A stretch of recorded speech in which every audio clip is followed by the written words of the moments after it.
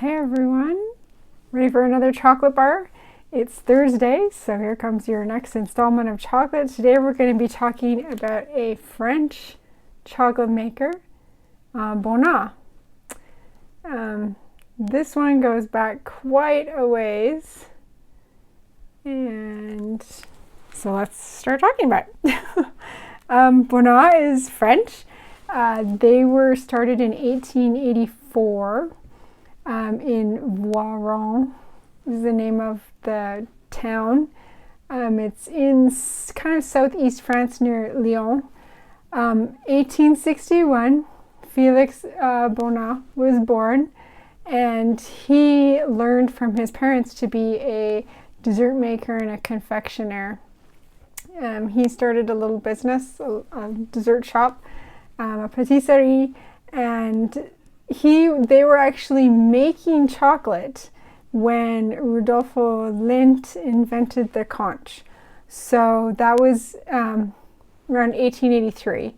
So when they invented the conch, Bonnat incorporated that new Swiss technology into their chocolate making.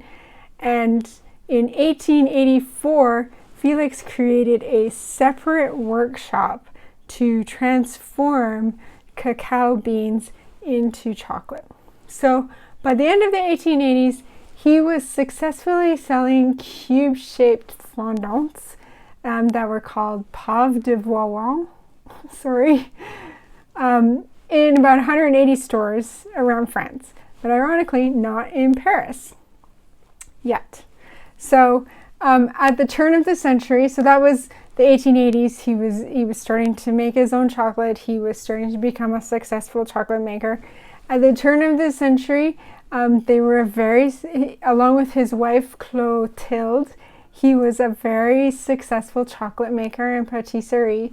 So much so that they actually invented a cake for Tsar Nicholas of Russia. In the early 1900s, Felix's sons, Gaston and Armand, and their wives, started working in the store with him. So their shop was unique. It wasn't like other chocolate shops because most chocolate shops at the times were just fondeurs, which means they were melting chocolate, whereas Bonnat was creating their own chocolate from the beans. So they were unique even in the early 1900s.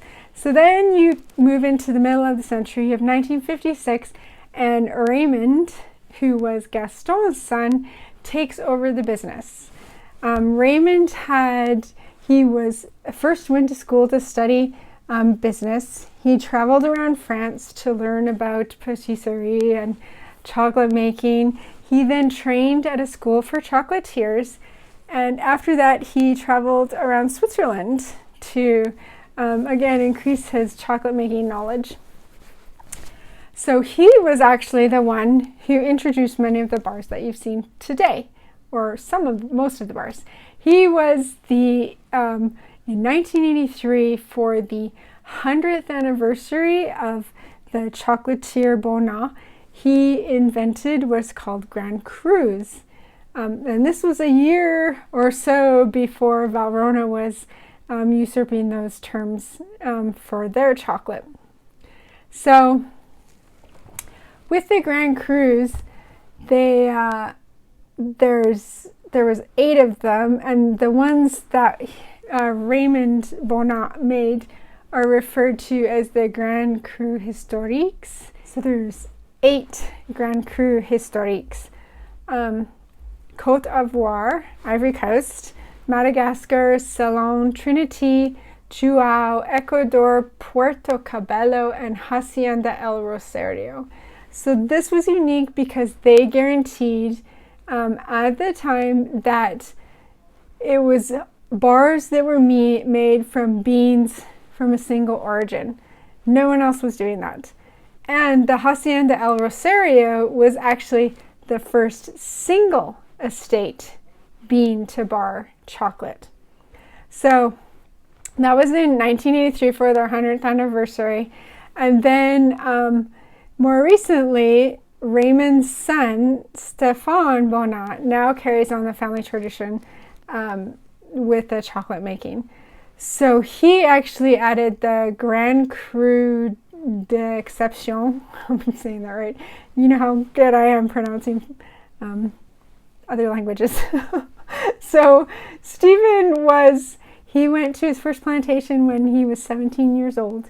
He studied to be a confectioner and a chocolatier. He traveled around Europe to train with the best people to learn as much as he could. And now, 5 months out of the year, he travels to the cacao farms to collaborate with the farmers to help them improve, to help them understand the kind of flavors that he's looking for in the beans, and to basically have a collaboration with the farmers, to work with the farmers. So I am going to open this one today. So I was looking through my chocolate stash and I only had milk, dark milks from Bonnat. So I had this one, the Java. I have Asfarth, and also the Surabaya. These are all not the original, they're dark milks. They're all milk. So they're not the original Grand Crus, but it's what I had. So we're gonna, I think I'm gonna open this Java one because it's been a while since I've had this one. So we'll crack this one open and take a look and see what we can taste. Okay, so let's take a look at this bar. So this is a very historic looking bar. This is from the church San Bruno di Voron in the town where they make Bonnat chocolate. We have 1884 is when they first started making chocolate. This one is kosher for dairy. It's also gluten-free. Yeah, they got this over here. It is a dark milk chocolate, 65% cacao. The funny thing about dark milks is that even though you think milk chocolate is sweeter, some dark milks have less sugar in them than actual dark chocolate because of the milk taking up some of the percentage away from the sugar. Let's see what we have on the back here. So he talks about the other two dark milks that I showed you that I had. We're going to do the Java. That's the one we're doing today. We have the Grand Cru. This is part of the Grand Cru d'Exception. You have their crest down here in Latin. Let's see if it'll focus. Vis mea in labor.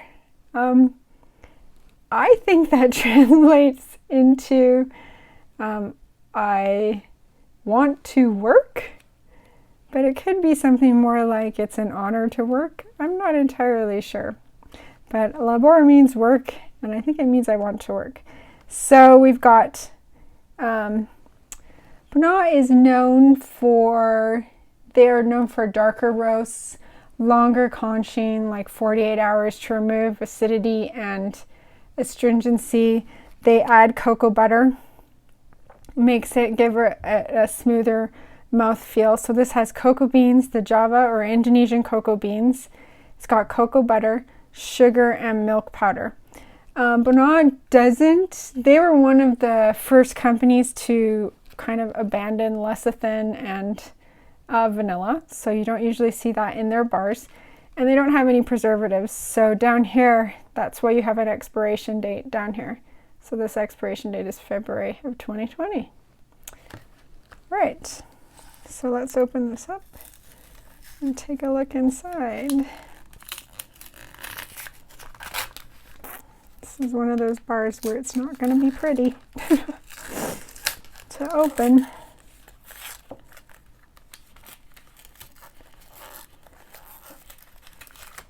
Okay.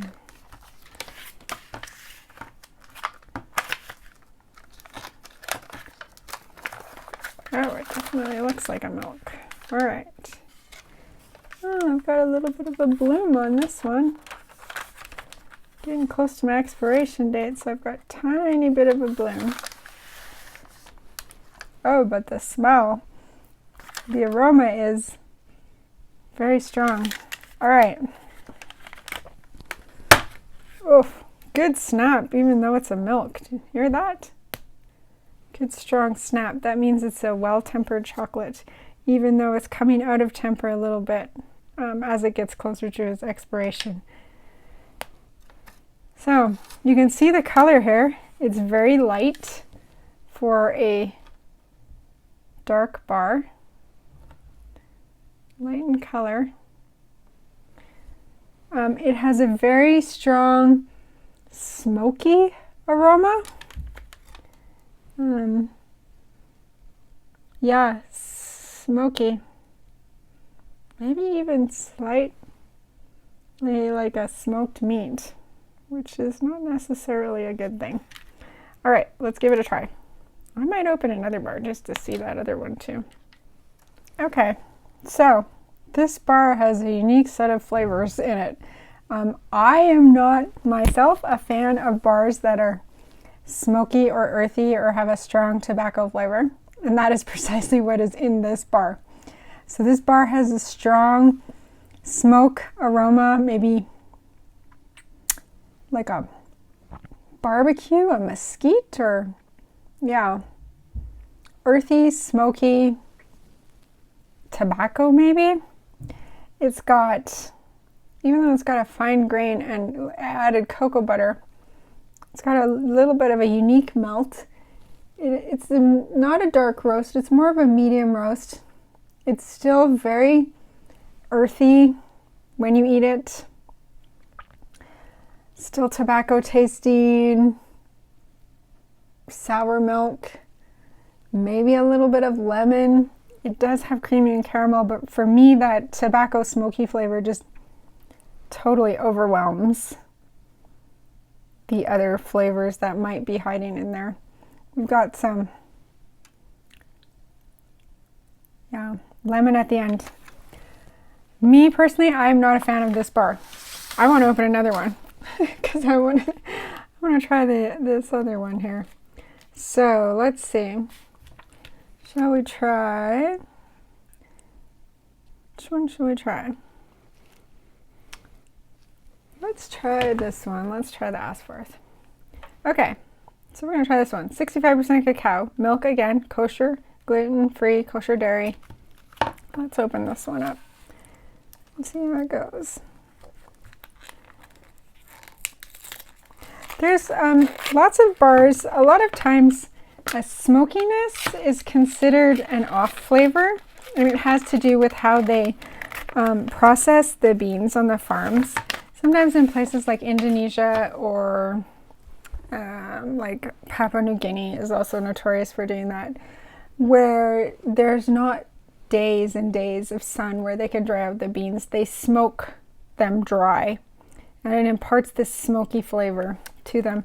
And some makers consider that an off flavor, and some makers have embraced it and taken it as a flavor.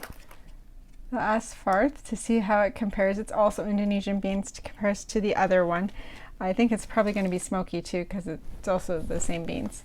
So this one has a nice fine grain to it. It does have a smoky aroma, a little cream smell in there too. When I taste it, I get